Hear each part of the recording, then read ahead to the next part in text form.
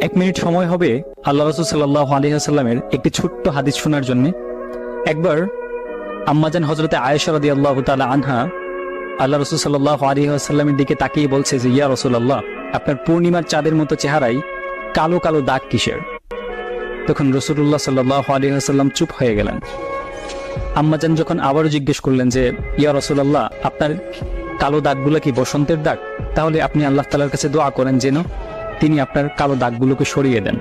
তখন রাসূল সাল্লাল্লাহু আলাইহি ওয়াসাল্লাম কান্না করে দিলেন এবং বললেন যে, আয়েশা, তুমি জানো এই দাগগুলো কিসের? আমার এই দাগগুলো সরিয়ে দেওয়ার জন্য আমি আল্লাহ তাআলার কাছে কখনোই দোয়া করব না।